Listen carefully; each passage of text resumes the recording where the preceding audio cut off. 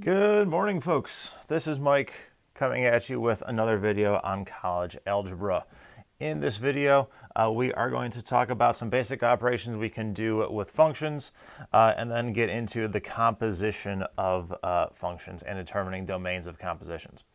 But just like the basic operations of addition, subtraction, division, and multiplication that we can do with numbers, we can do the same kind of thing with functions, and it works exactly how it sounds. This is more just of a notational matter that we need to clear up.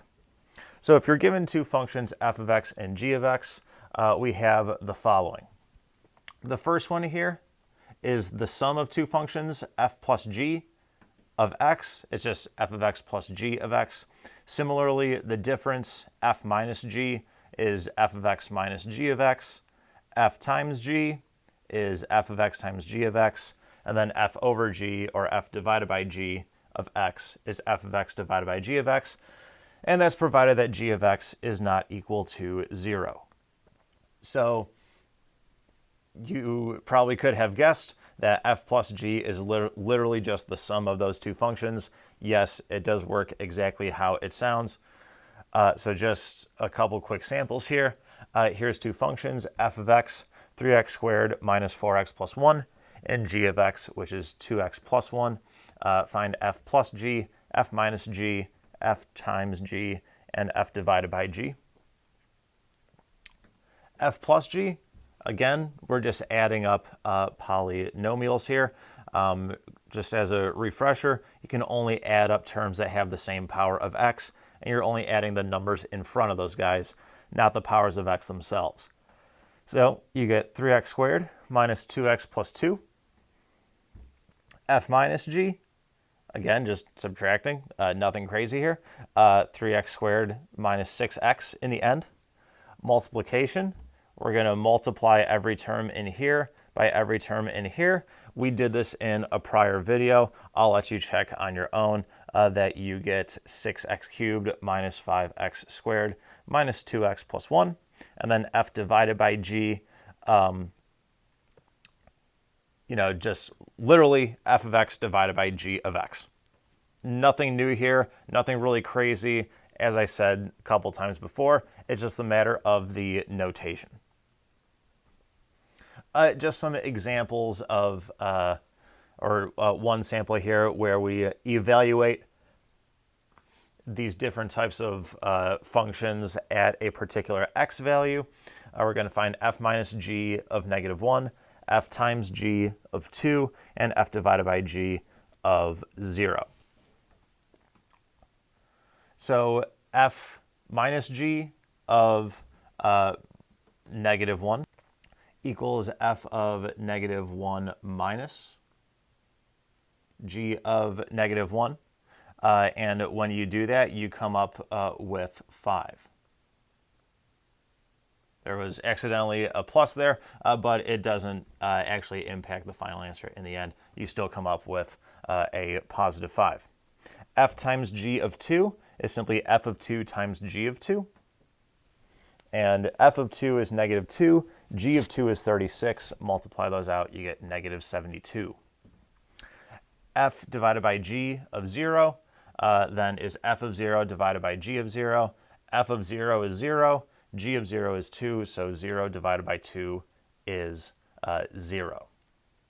The next thing I want to talk about is something that people tend to get confused on. They do tend to do a miscalculation when they figure out what this quantity is, but I'm going to try and break it down for you, hopefully try to make it seem not that complicated at all. It's really not that complicated of a calculation that we do, but it's a very important thing that you know how to do, especially if you're going to go on to take calculus.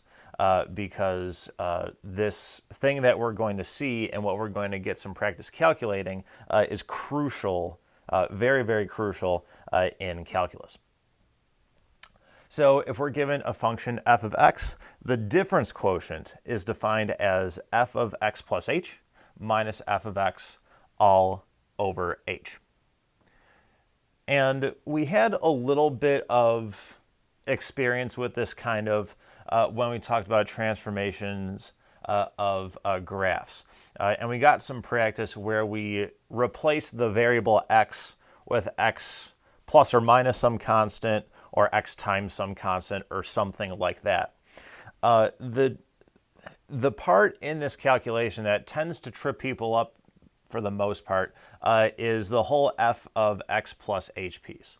The place where people have the most trouble is correctly identifying what x plus 8 or what f of x plus h is. And literally just think of it as anywhere you see an x inside of your function, you're going to replace that x with the quantity x plus h. So we're going to see some samples here very shortly, but how you would do that is once you have f of x plus h, you'd be given f of x. You simplify the numerator, so you combine or cancel terms, and then you divide by h. And usually how this is going to work out is that you can pull a common factor of h out of every term on the top, and that cancels out with the h on the bottom. But let's see how we actually calculate the difference quotient with a couple samples here. Let's start off basic. F of x equals x squared. Let's find the difference quotient. So f of x plus h, the tricky part of all this. Again, wherever we see an x in here, we're just going to replace it with x plus h. So that's exactly what I did here. The x plus h is taking the place of the x. So I have the entire quantity x plus h squared. And that is x squared plus 2hx plus h squared. F of x, we know we were given to us, is x squared. So let's take these pieces, let's plug them in. F of x plus h, going in for there. F of x going in there. That leads us right here. We can combine and or cancel terms out. We have the x squared minus the x squared. Those go out. And note that I have a common factor of h in the two terms on the top, so I can pull that out and cancel that with the h that's on the bottom. And when I do that, I'm left with 2x plus h. So this is the difference quotient. When you go on to take calculus, you will see where we use this kind of thing here. But we're just concerned about what f of x plus h minus f of x all over h is. Another sample here, let f of x equal x squared minus 5x plus 3. And try to find the difference quotient here on your own. Try to figure out what that thing is going to be. Again, the trickiest part is f of x plus h. If you get that right, that's the first big hurdle that people have when they do something like this. So press pause here, try to figure it out on your own. Once you think you have the answer, press play, and let's see if your answer was right.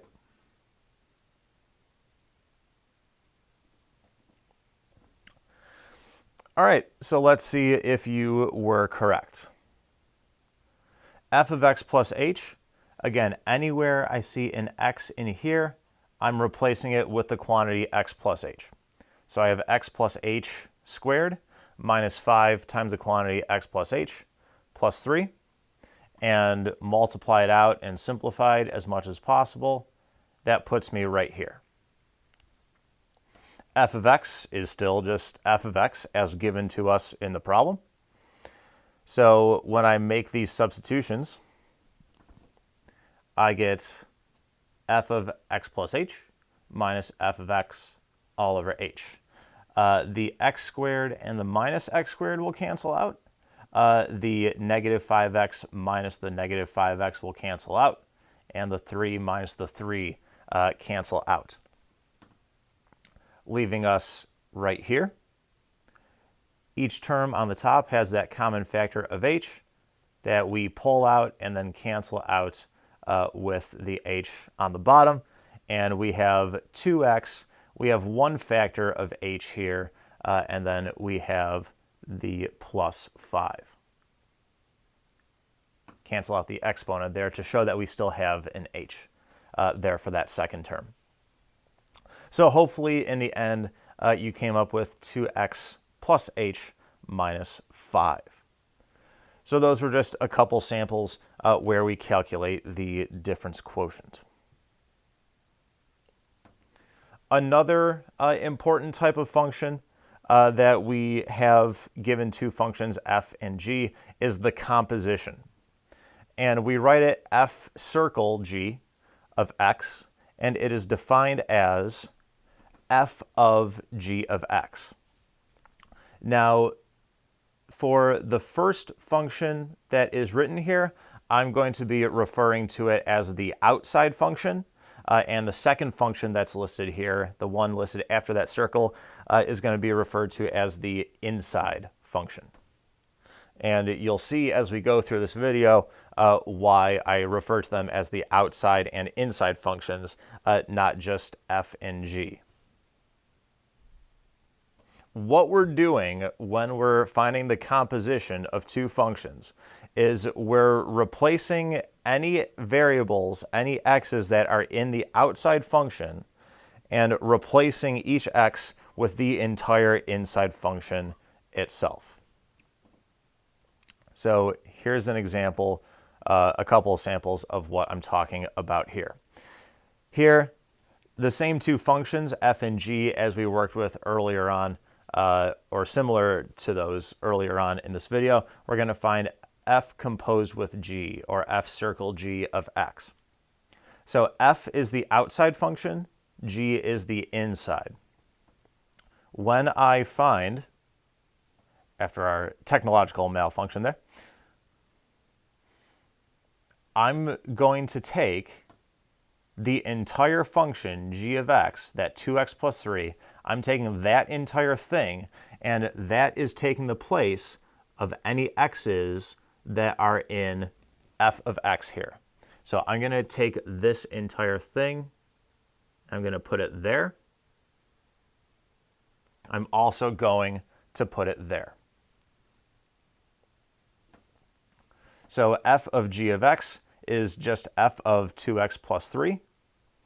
We see here's where the x's were in just the statement of f of x.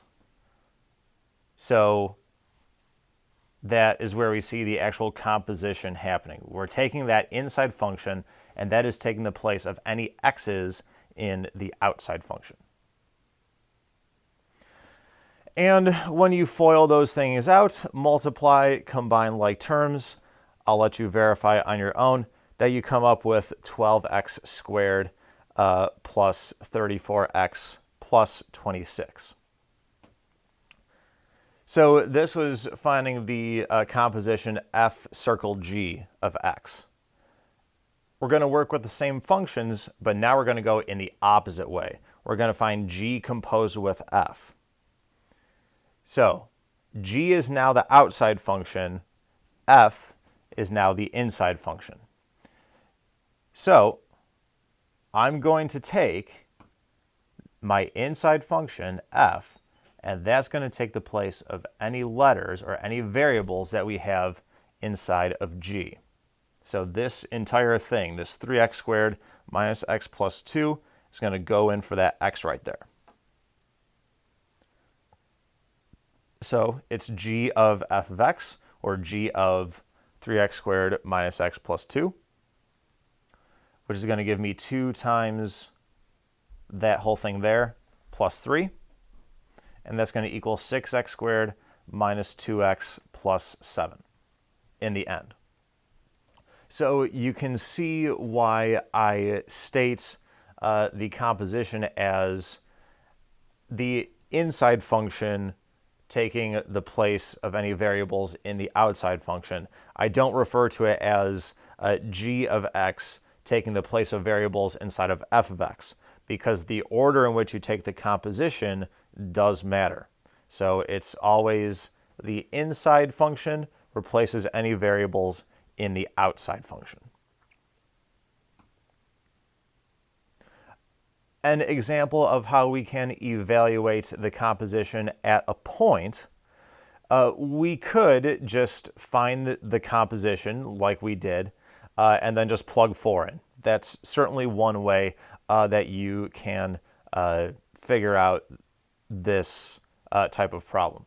I could find f of g of x and then plug 4 in for x, and that would be all fine and dandy. But there's another way that we can do it.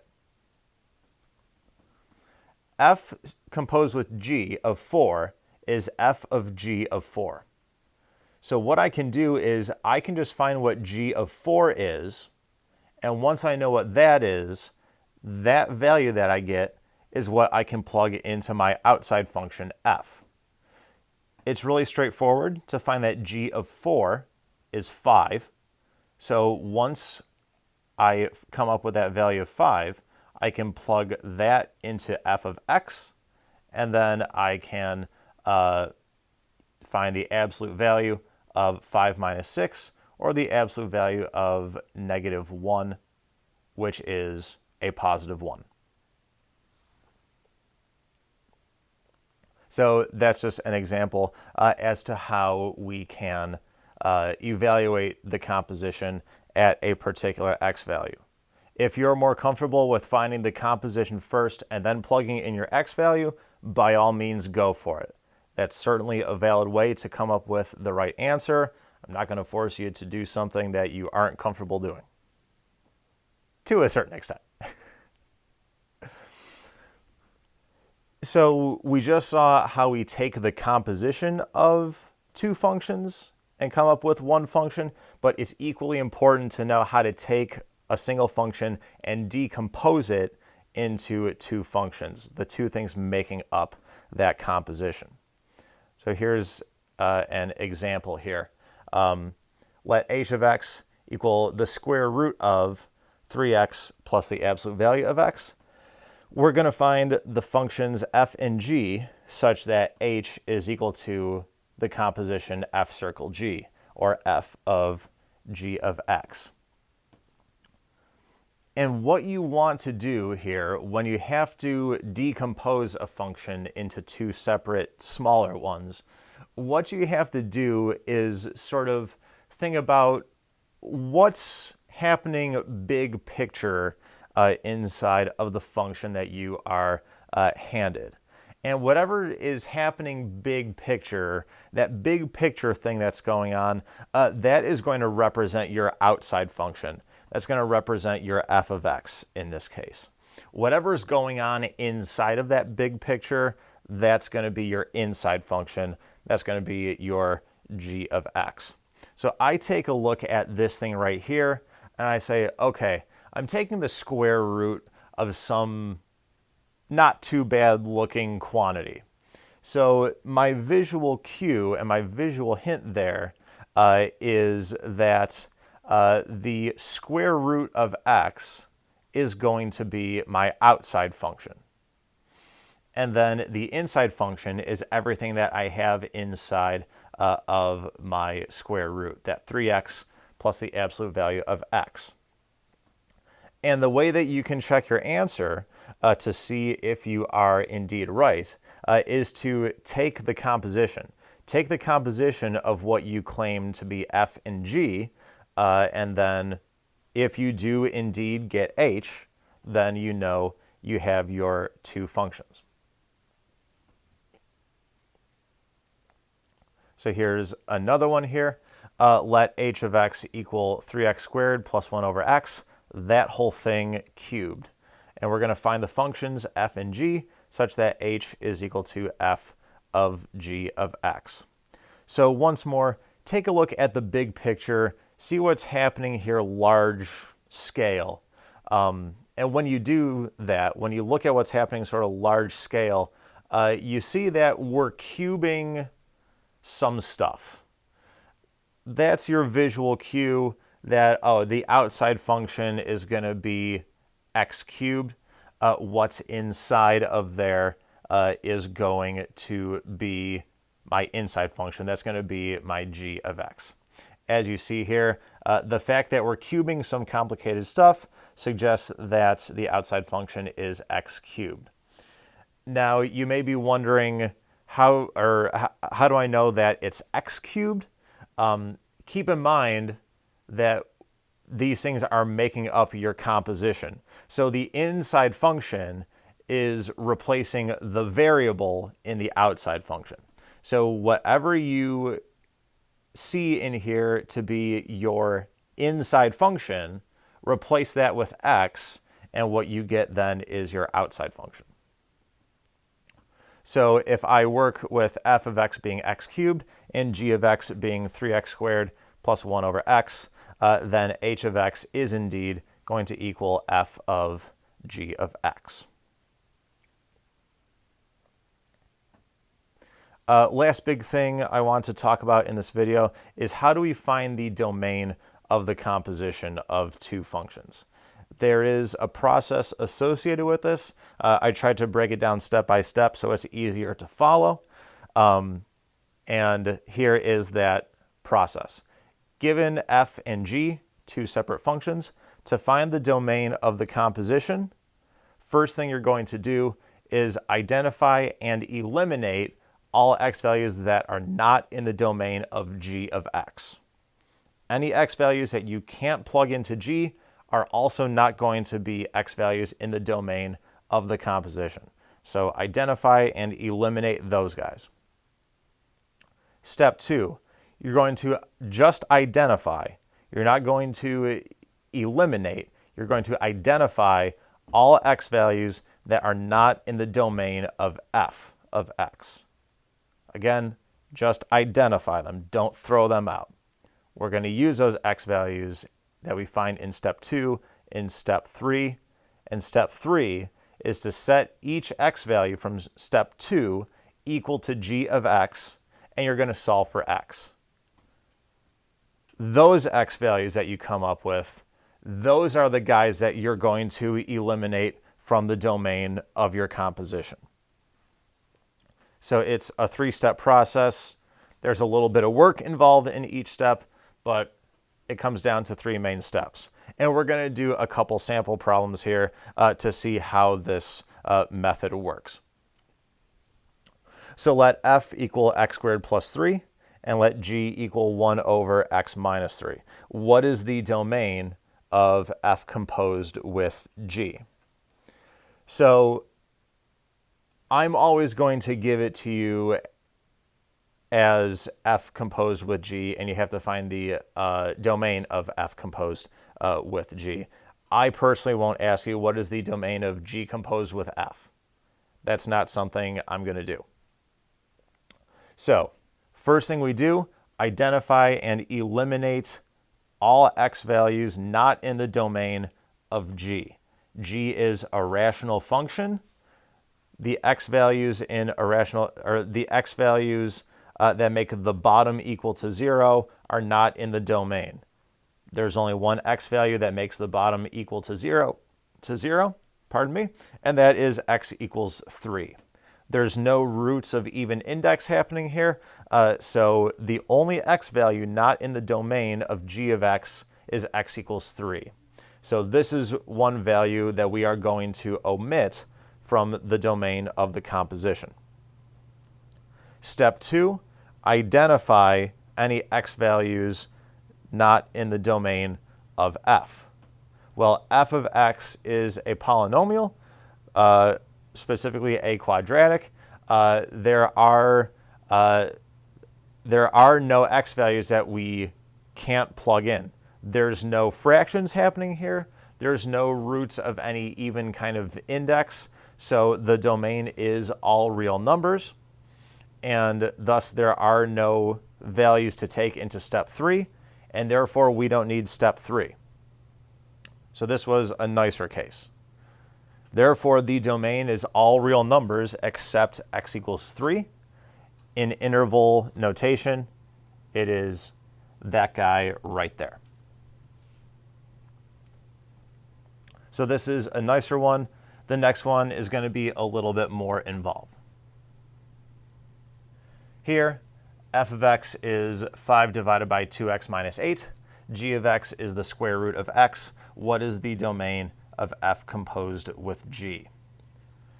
So once again, we're going to go through that same three-step process. Number one, identify and eliminate any x values not in the domain of g. Well, we talked about the domain of the square root function. It's anything less than 0. Any number that makes what's inside of your radical less than 0 we cannot have. So in this case, since it's just the square root of x, we have to omit x being less than 0. So all those values are gone. Step 2, identify any x values not in the domain of f. F is a rational function. We have a variable in the bottom, so I need to take that bottom, set it equal to 0, and solve for x. When I do that, I find that x is equal to 4. So there's only one x value that's not in the domain of f of x, and that is x equals 4. I'm going to take that value of 4 and carry it forward with me into step 3. Step 3, you take each value from step 2, you set it equal to g of x, and you solve for x. So I'm setting the square root of x equal to 4, solving for x, square both sides. That gives me x is equal to a positive 16. So this is the other x value that I'm going to omit from the domain of my composition. Not this guy here, but this guy, and then all numbers less than 0. So the domain of the composition in this particular case is all non-negative real numbers not equal to 16, or in interval notation written out like that. Big thing with knowing how to find the domain of the composition is to mainly know this three-step process. Don't study the specific examples too heavily. Main thing I want you to know are the methods and the steps and the processes that I provide you in this video and the other videos. If you learn the steps and you learn the processes, then you can solve any type of problem that I would throw at you. So this concludes our video on basic operations with functions, products, quotients, sums, differences, the composition, finding the domain of a composition, and decomposing a composition into two separate functions. Until the next video, guys, if you have questions or comments, please reach out to me in any way, shape, or form that you reasonably can access. But otherwise, take it easy.